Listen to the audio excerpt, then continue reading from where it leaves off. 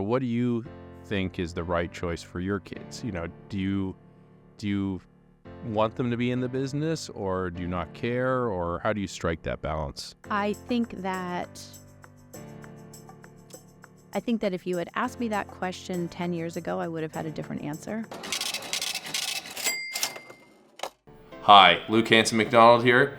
Welcome back to Beyond the Family Business. Today we have part 2 of our interview with Leslie Bishop, 4th generation in the prolific business family the Jodrys and chair of her family assembly.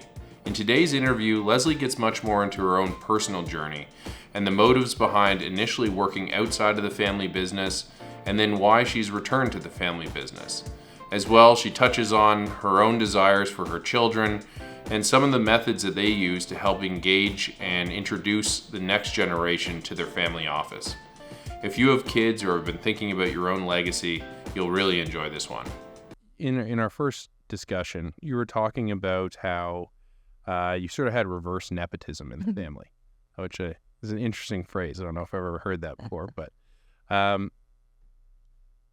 what did you want as a kid? Did you want to be in the business, or did you want to do your own thing, or what were your dreams, I guess? That's a good question. I was brought up in a family where the message was, listen to what brings you energy, or what is your passion, or what do you love, and whatever that is, follow that. And I'm not sure everyone has had that opportunity to get that message. And so I think I still live that way. It's kind of, is this bringing me joy? Does this give me energy, or is it draining my energy? And I'm not talking about regular work, because there's always work you have to do that you don't really like to do, but it's the essence of it. Does this really, do I feel that I'm filling up this, or fulfilling my purpose? Yep. if you want to say.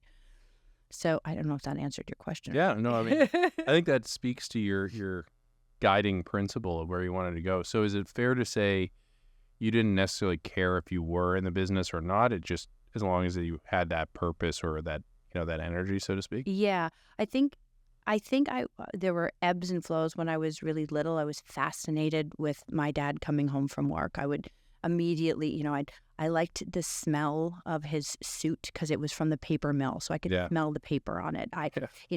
His briefcase, which he still has from back then, was heavy and filled with files. I loved the sound when he clicked it open. Yeah. So I had this fascination with what he did.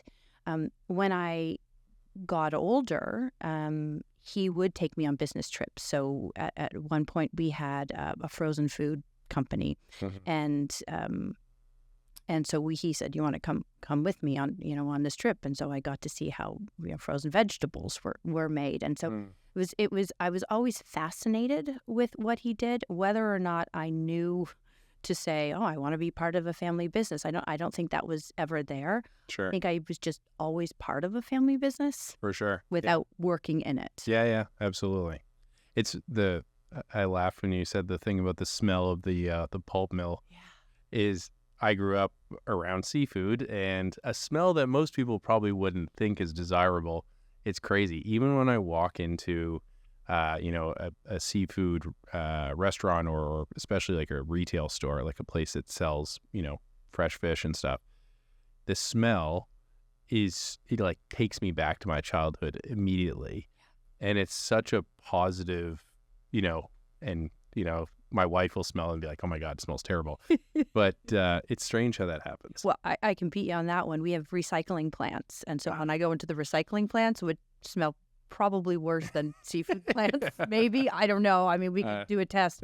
Yeah. But still, I also have them like this is really brilliant. The emotion that that I notice is pride, actually. Yeah. And excitement. Yeah. And eagerness around what's actually happening here. Yeah.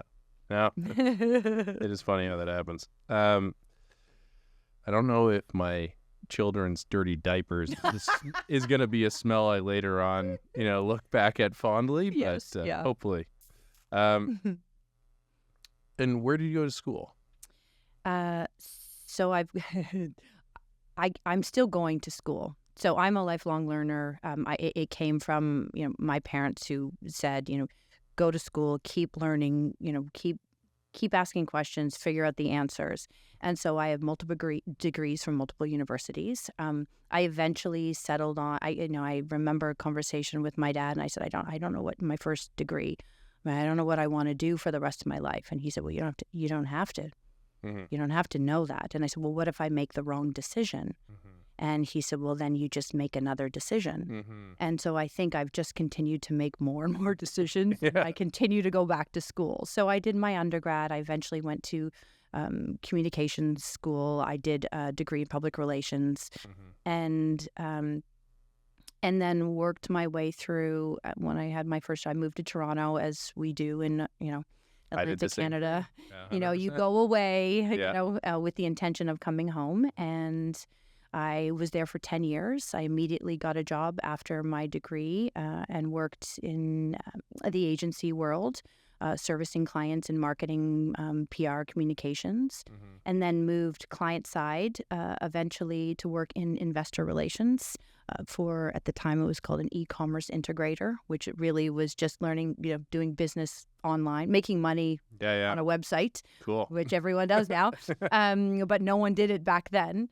And then rode out that .com crash, and at that point came back to Nova Scotia with this experience of creating communication plans and working with investors and bringing a company public, and coming back to Nova Scotia with my son at the time, and then ended up having 3 more babies or Wow. 2 more babies, and continued my education. Yeah. And kept and I had a real interest in groups. So after, the communication is one thing, but it was, I could tell you one thing and really listen to you one-on-one, which I highly value, and I love the intimacy of that. Mm-hmm. But then what happens when we add 1 more person Mm-hmm. and then 3 more people? And Mhm. how do we work with the group energy? And so I went back to school and did what was like a master's program in facilitation, Wow. which then helped me sit around an assembly I was- table. I was about to say, of 18 people. Yeah,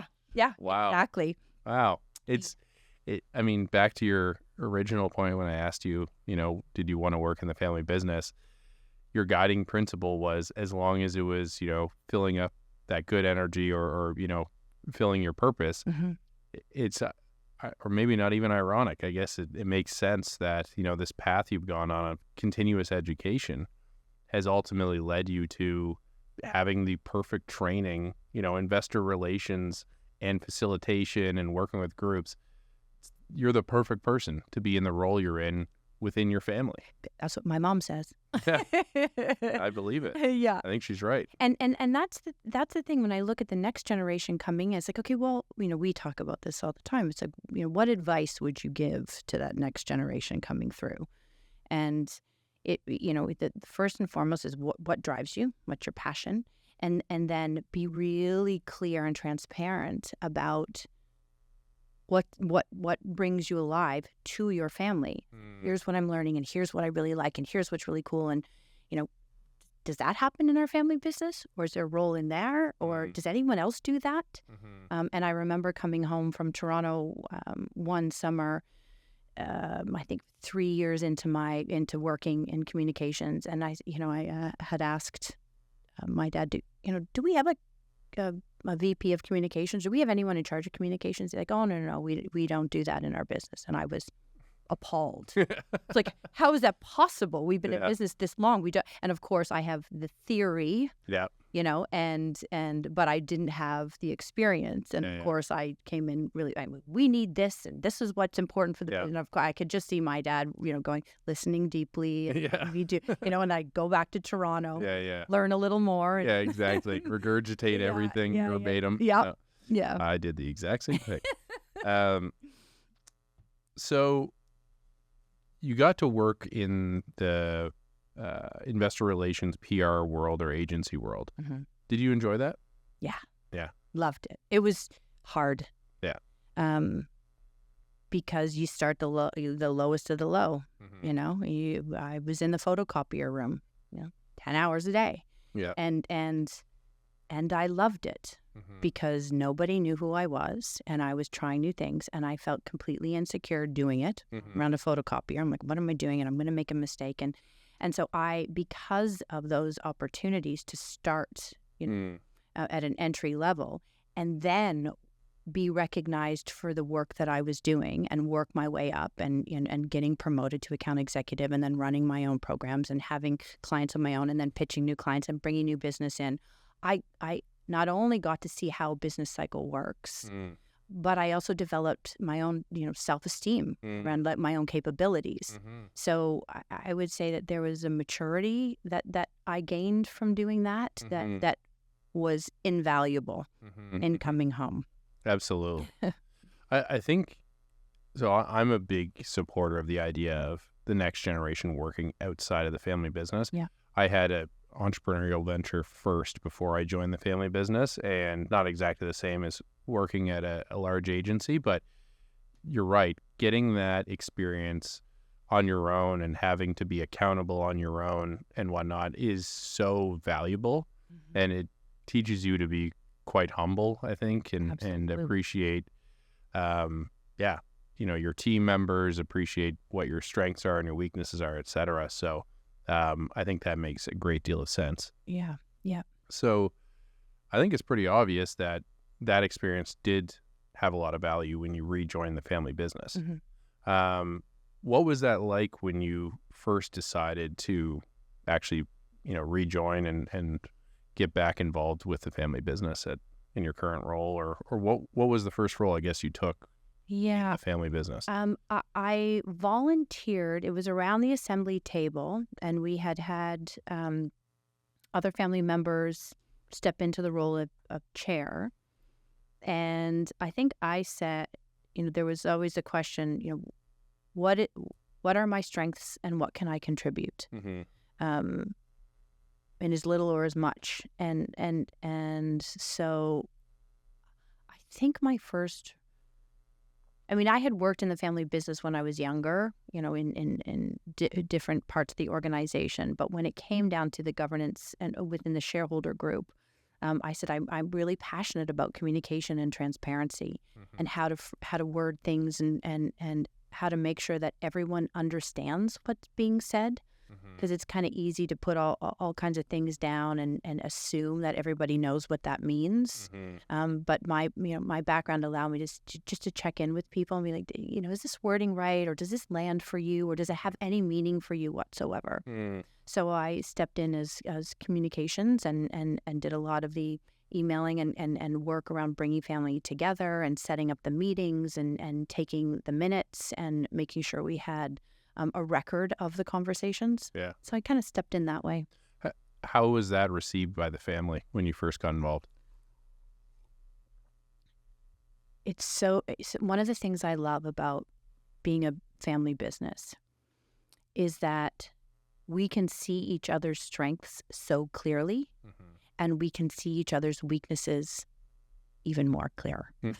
And so I think I was so excited to be a part of it, and I wanted to share so much that I probably wasn't as nuanced as I could have been in figuring out, nobody wants to meet every 4 weeks, Leslie, or they don't, too many emails were sent out. And so, I'm still learning that actually.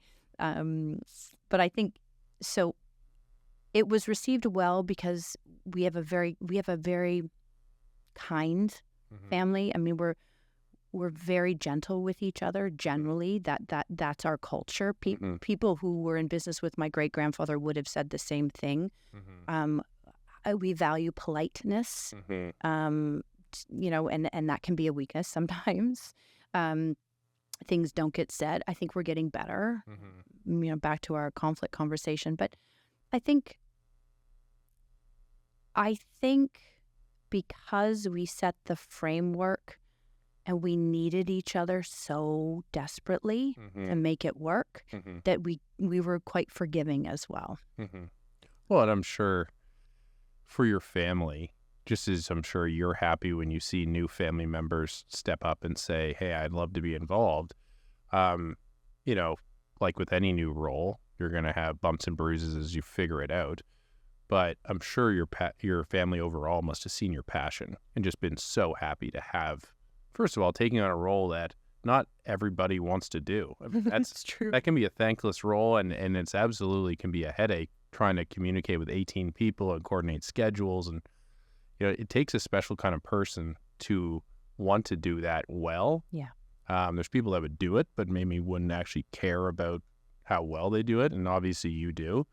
So I would have to assume your family must, have been very appreciative of that and saw the value immediately of having a person who is passionate about this. It's true. And the family has been really good at giving feedback and saying, thank you so much. I know it's a lot of work, or we really appreciate how much effort you put in.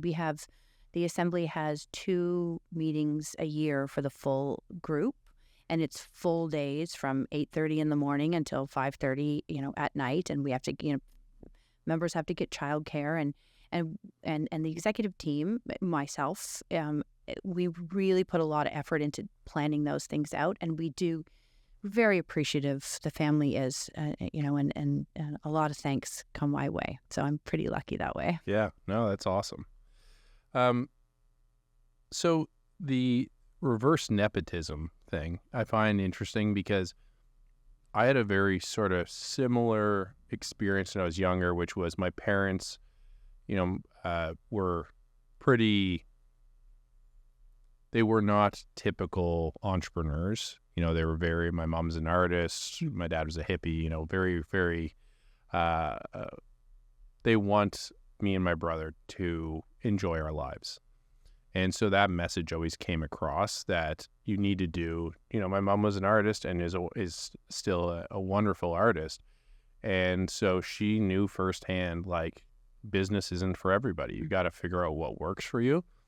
But ironically, that expectation, and I discussed this in one of my other interviews, sometimes can turn into almost like, no, you do your own thing.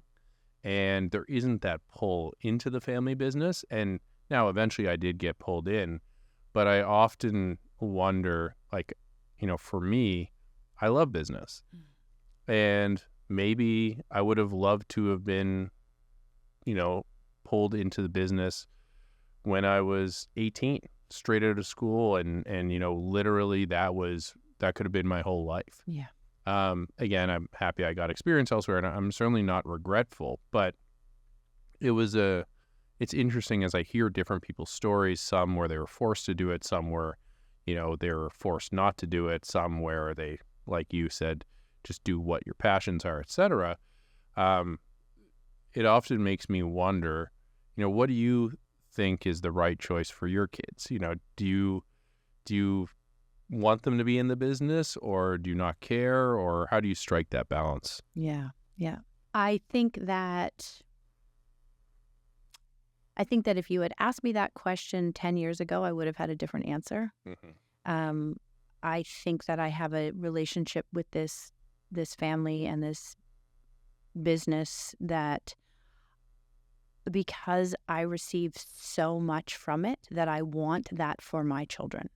I want them to see and to feel as proud as I feel, and to understand the history and the legacy and the contribution that we have made, not only to our family, but for the communities and for the world at large.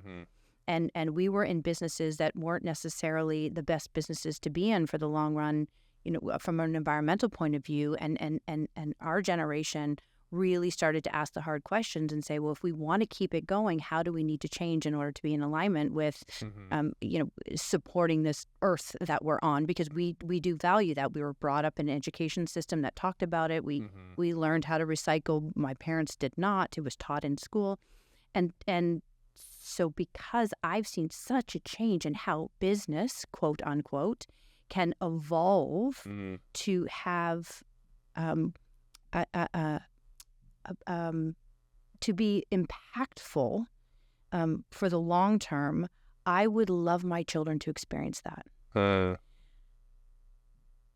So then I ask myself the question, what is it that I really want for them? And really, it's the feeling So it doesn't have to be in the family business as long as they have that feeling. And maybe I'm taking a bit of what my father said to me for sure, but I know that that I found it in this family business. I love business as well, but I remember when my middle son, he's currently in first year university doing engineering, and he was talking, before he went, he's like, I don't know if I want to do that, or I want to do business. He's like, business is not really my thing.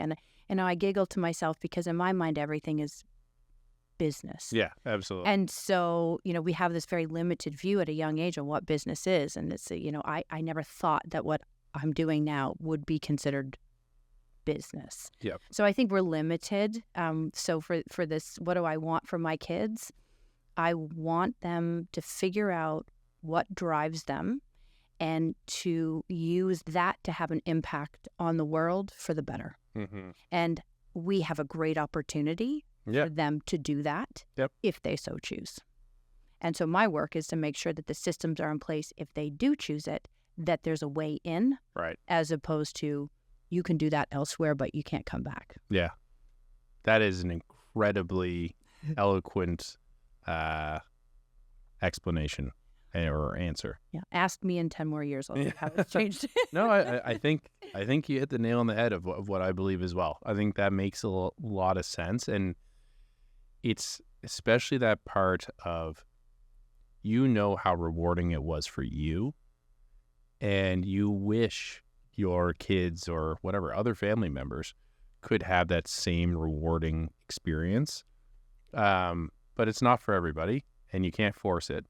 But one of the other interviews I did, I asked a similar question, and this gentleman was in fourth gen, and he was saying that he really, rather than caring about if they get involved in the business, so to speak, he wants them to add value to the family.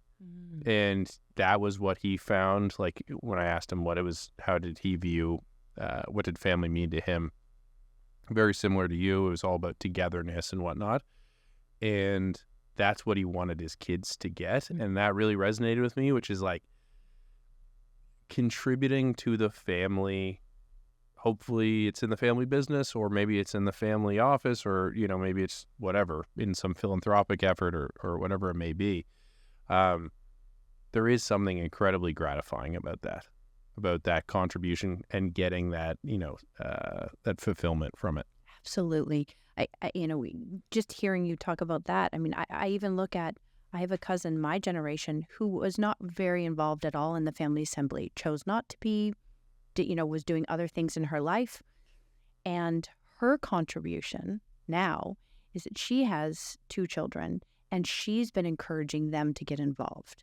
And I don't really have a close connection with them yet, although I saw them when they were younger. But she is having a tremendous impact in bringing them into the family. And I would never have expected that. Mm-hmm. So even if one generation is sort of stepped out and is, might not see or a role is as evident, it doesn't mean it's not going to manifest later on. Absolutely. And to have the faith in that, yep. It's like, I wonder how they're, how and when and what they're going to show up with. Exactly. And to your point, like, look at your story. You've done all these other things, and then it somehow trained you to be in this perfect role. Right. Or you kept looking for how you're going to add value, and eventually you figured it out. Exactly. And you can't force that. Nope. It has to happen because, again, whatever the family was when you were, 20, fresh out of high school, mm-hmm. I'm sure it was a very different family business than it is today. And that opportunity didn't exist, and now it does. So, like I said, very eloquently put. Not that I expected any different. Checking our time here. So,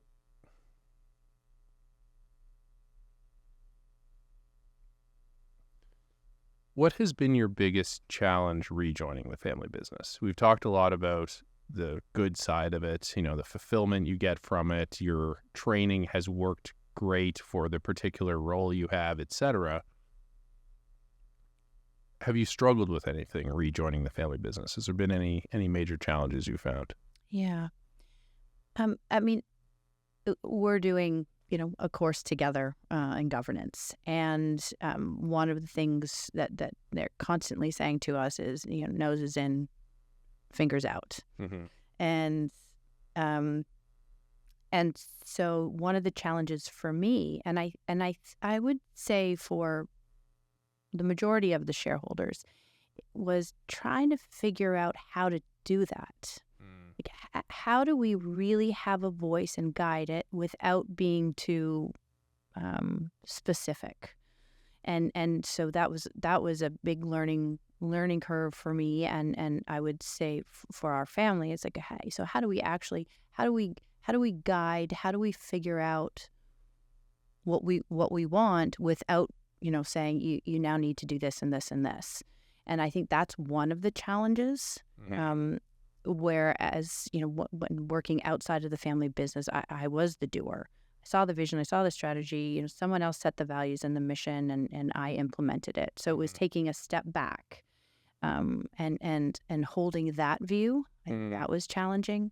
I also think that coming in when we had our formal restructuring and really seeing that we had some work to do around trust. And and I think I read every single book on trust, and trust in business, cover to cover 6 times. Mm-hmm. Like, what does this actually mean, and how does it manifest, and how do we implement it, and how do we do that? And of course, none of them covered family business. So, like, if someone's out there that wants to write a book on developing trust in family business, that would be really great. Maybe there is one I don't know about. Maybe you could. Maybe I could do that. Yeah. So I think that was the challenging part. Right. No, that makes a lot of sense. Trying to figure out the noses in, fingers out thing. Absolutely. I've gone through that, and it's how do you give feedback that's meaningful, but you're not micromanaging. Mm-hmm. And, that hopefully this course we're doing together, further helps to teach me that. But that makes a lot of sense. And your other point, I can only imagine, that trust element, like there's a big burden as well that, you're the next generation. You want to build back better, so to speak, than, maybe what you thought things were at that stage. And that can put a lot of pressure on you, trying to figure that out on your own. Yeah.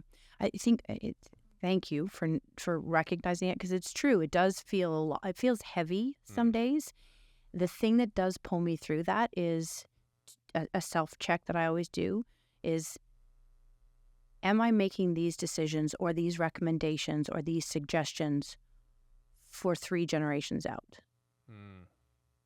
If I'm only doing it for me, and if I'm only doing it even for my own kids, I have to question it. But am I actually asking the questions for 3 or 4 or 5 generations? And so if that's true, if it's like we're putting this in place for that, so it's really hard to change things in the system with family members.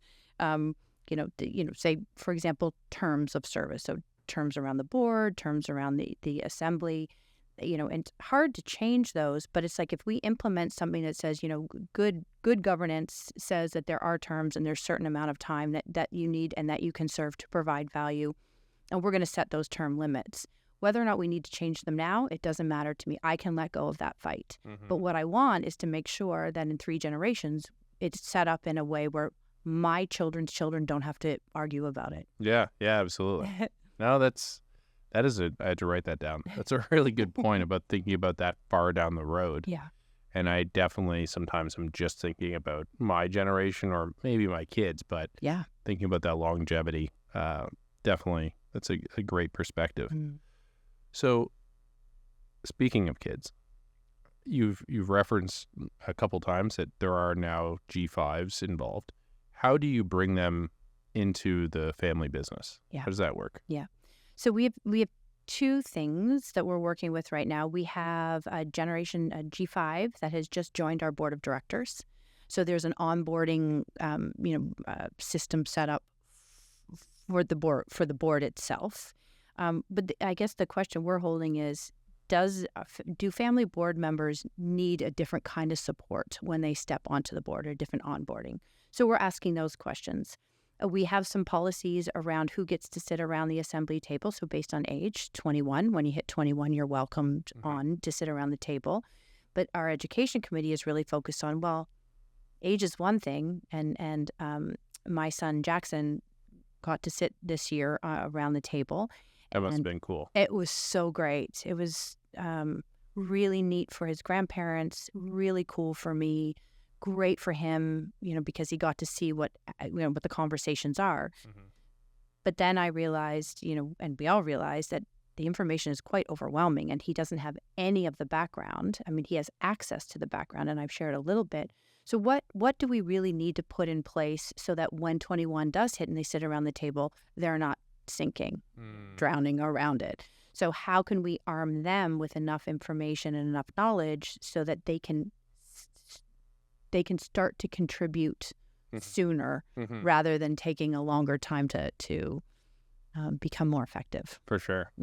No, that's incredible that you're doing that, because that is, I've at times felt like I learned purely through the sort of jump in the deep end, and hopefully I don't break too many things out, or I don't drown. Yes. And I've come close to drowning a few times. But it's great to have that more thought out, approach of supporting them and figuring out, not only do you give them access, but how do you also translate it, or how do you, give them that support? And it's going to take time no matter what, but I'm sure that will make a huge difference for sure. And, and where, we look, past is helpful. So we kind of look, okay, we don't want to do it that way. But also there's, and then there's this sort of guinea pig model where we're going to try it out on you and see. I mean, we, our Isaac, our new board member in G5 is sitting on, and he's tenacious and willing to step on, and he's the youngest. And, the question we hold is, have we prepared him enough to be able to do that right now? And of course, the answer is, of course, we haven't. So, what can we do better the next time? He's kind of like the canary in the coal mine. And hopefully, he'll survive it. And we're really focused on him. So he's kind of really special to us. And we know that we didn't have the systems in place to support him before. He's still saying yes and showing up. He needs extra support from other family members. But we also don't want to repeat that model. So, we have more, my son Jack is coming through.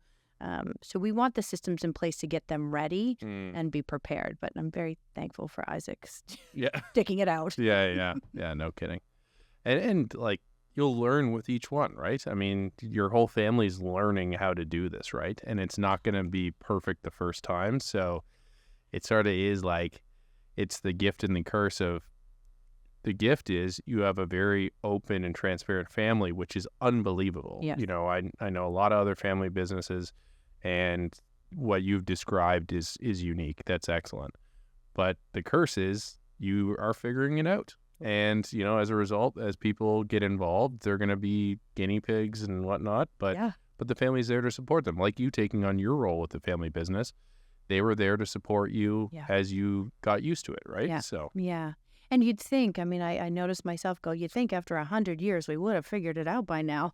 And yet it's constantly changing. So of course it's going to, and we see new ways of doing things, and people are trying new ways. And of course, being a lifelong learner, it's like, investigating, how do you do that? And now that this person's born, and what does this number look like? And this is the part I love about it. It is always changing. And to your earlier point, a quote, a dear friend of mine says often, if you know one family business, one family business.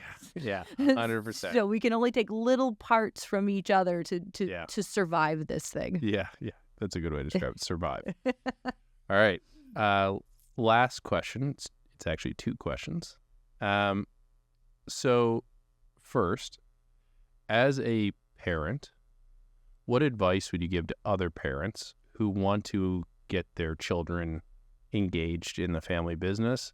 Again, not overstepping that bounds, necessarily enforcing them, but, to my earlier point, you can sometimes accidentally have, as you said, that reverse nepotism where you might feel like you're not even allowed. So what advice might you give to a parent that wants to ensure their kids know they can get involved and see if they, can get a taste for it, so to speak? I guess the first piece would be, as my sister always says, the G with the B. So to talk about the G with the B, which is the good with the bad. So sometimes some families I've heard around the dinner table, they only talked about the bad stuff that was going on, the arguments, the problems, the issues. And then other families have talked about, they only said how great the business was and, never really talked about the issues with the cousins or arguments. And so I think, the theme so far has been this transparency around talking about the business in both ways. Here's what I'm really loving about it, and here's what's challenging. And then being more intentional about sharing those experiences. So not just randomly around the table, the dinner table, so to speak, which I get the sense that not everyone's, it gets harder to do as your kids get older as well. Sure. But being more intentional about talking about it. So I sort of break it down into bite-sized pieces and saying, today I did this, and this is why it was so good, and here's the problem we're facing. Do you have any thoughts? Have you talked about that at school, or do you have any ideas, or what, and just that, and then done. That's great. And then sprinkling that through, I think is helpful. Yeah. No, that's incredible advice. I think that, because you're right, often just by virtue of you come home from work, you're going to talk about the negatives sometimes just because you want to vent. But to the people that aren't seeing the positives, that gives a very distorted view of how things are going. So, which then affects the culture. So it's absolutely. Like, I have a cousin whose, father didn't talk very highly about it, but it was very successful. He was very successful. And he didn't have any excitement around being a part of the family business. And so that plays. We have to be really careful. Children are listening to everything and sensing into everything. Yeah. I have a 3-year-old and I'm starting to learn that. So the other part of the same question. So you've been a parent, but you've also been the child, getting engaged in it. So what advice would you have for next generation family members that maybe are interested in getting in the family business and how do you think they should start or what should they do to explore that path? Yeah. It's getting at the risk of repeating myself. It's really trust yourself to feel what you're really attracted to, what really interests you. Get really good at it and be transparent around what you're good at. Talk about it with your family. I'm doing communications. I really like this part. Do we have a crisis management? But it's like, I'm wondering about, does that happen? And to talk about it with the family business leaders that you're exposed to. If your father isn't involved or your mother isn't involved, then call your aunt or and start to develop those relationships. And this is not asking for a job. It's just saying, here's what I'm learning. Is that part of what we do? And then one day the opportunity will show up and say, that kid has been doing some really good work around there. Maybe they could come in on this committee. So there's always an opportunity, but there has to be a conversation that exists before, or else the opportunity doesn't pop its head up. That is perfectly put. Great. Thank you so much for your time. My pleasure talking to you. Really Thanks for the great questions. Absolutely. I've enjoyed it. All right, I'm Luke Hanson McDonald, and thanks for watching. This was Beyond the Family Business. Please like and subscribe, and share with other members of business families or family businesses that you may know. Thanks.